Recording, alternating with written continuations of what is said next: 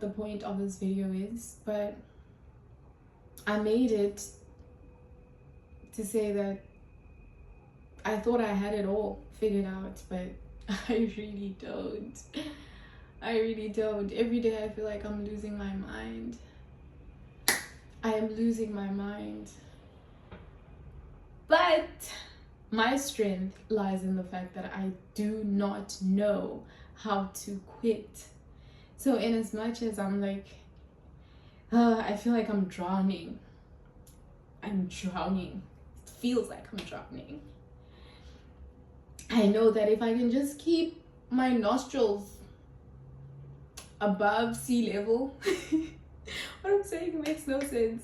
Just above the waves, above the waters, I will keep breathing.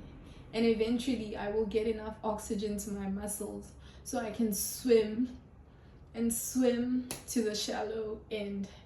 And I will be able to come out on the other side stronger, better, with more wisdom, more compassion, more strength, more love. Because it's so hard seeing life turn you into someone you are not, someone that is mean, someone that is defensive, someone that is overprotective of their energy, someone that is envious, knowing that deep down in your core that is not who you are. You crave love, you crave companionship, you want to make friends, but you just can't relate because of this victim mindset that has protected you up until this point. And it's not working. It's not working out. But yeah, my strength lies in the fact that I do not know how to quit. If I could like use an example with like my fitness journey, it wasn't as easy as, okay, get up, go to the gym. There's been so many obstacles to try to stop me from being consistent, that being moving places, the distance, trying to travel, saying no to certain things, the sacrifices, failing at school, because in my mind, I had it that I am becoming one of the biggest fitness creators in South Africa that is going to call upon women, millions and millions of South African women or women all over the world to invest in health, because that is what is going to make you self-confident someday. So even that modeled, it just shows the resilience within myself. I will not quit because it is beyond me at this point. I can't help it to think this way. It keeps me up at night. So why fight it? So yeah, my grades may be, oh, keep quiet. Oh, I get insecure. I get insecure sometimes. Lifting is not that fun a lot of the times, but because I have made a covenant with the Lord that if He keeps waking me up to a new day, that is Him saying, keep going. You have another fighting chance. So keep moving forward, keep pushing. And it's like, it's quite a lonesome journey. It's quite isolating.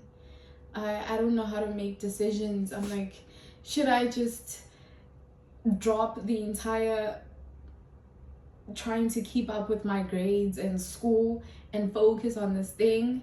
Or should I like put this on pause and focus on school and finish? You know, I get why people like Alex Hormozi will tell us to just focus on one thing and go at it, like drop everything else, like sacrifice everything for that one thing, because having too many responsibilities will literally like paralyze you. There's no movement in anything because you can't focus. You can't get your focus onto one thing. But it's like, if I fail, I will literally let my mom down. She will be like, okay, what was this? I will let myself down because this is my passion. At the same time, I have a calling. And when I say I have a calling, I mean like, yeah, I want women. I want to help people. I'm a helper. essentially. That is my calling. I have tried to run away from it. I have compassion, I'm sensitive, I cry a lot, I feel bad, I'm forgiving, and then I get hurt, and then I forgive, and I get hurt. And it's because you have an internal and innate desire to be of service to people. And it keeps me up at night. It's tiring, it's exhausting. You feel bad all the time. You feel like a bad person all the time. There's no point to this video besides the fact that I thought I had it. I genuinely thought I had it all figured out. But I don't. And if you don't too, that's okay, man. Like, I'm also reading the book of Ecclesiastes.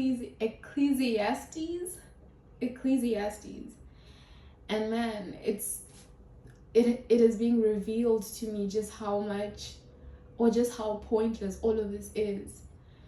A wicked person and a righteous person, or a wise person, has the same fate, will face the same fate at the end of the day, and that is death. We all die. You could work hard your entire life or be lazy your entire life. You will still die. And what would have been the point of it all?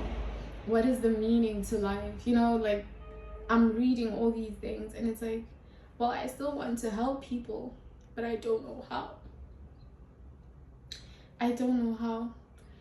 I go back to like fitness because I was like really insecure growing up. I thought everyone hated me. I still feel like that sometimes, but it has gotten so much better.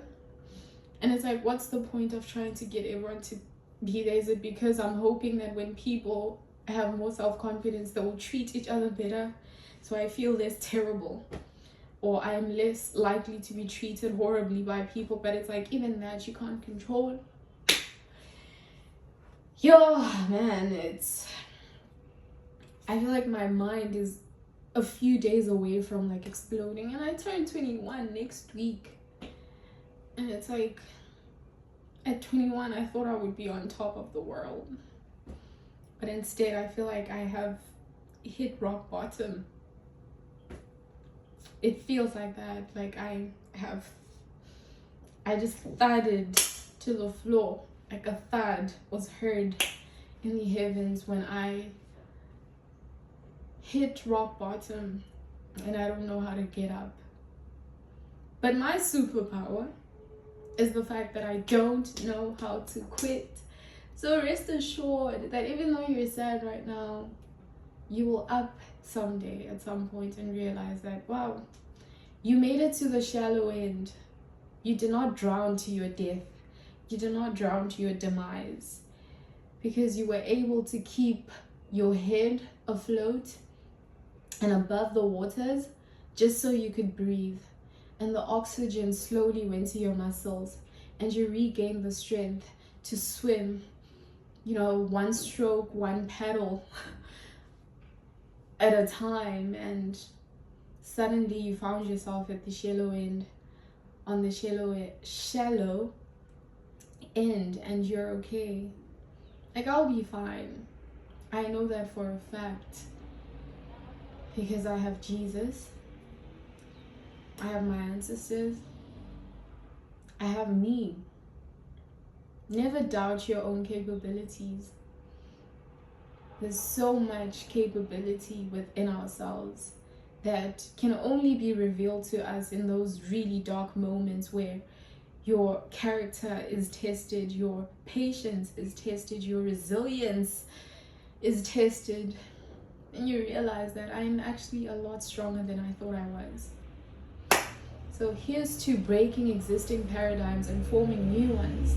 Here's to breaking generational curses and, you know, creating a different and better reality or circumstance for the future generations that are coming from you. And that's my kids, the bonds that I'm going to form, the joining of generations with my husband, because I want to get married. I'm sorry, like, I'm trying to get married. If I could get married today, I would do that. And just get married and, you know, build and be led to my purpose. Like, the Lord is leading me to my purpose, but I know I can't do this by myself. I need a sacred union. And what is more sacred than marriage, you know? And yeah, kill me, but I'm one of those people that are for marriage. Like, I'm an advocate for marriage, and I come from a single parenthood, single parent background. That is my story. And even with that, I am not inspired to do this life thing alone. I could. I've seen it modeled in front of me, but I don't want it. No. I need companionship, life partnership, a sacred union, and together we will be on top of the world, and we will be of service. And I don't even know what that would look like, but it's going to be great. It's huge. It's going to be impactful because the Lord has spoken to me. So yeah, go Jim. I was crying 2 seconds ago and now I'm smiling. And that is literally resilience in action. You just witnessed resilience. That bounce back, your ability to bounce back as quickly as you possibly can, despite the circumstance. That is resilience, and you need that. Like, you need a mqolo. You need to be strong because life is going to, it's going to do a lot of things.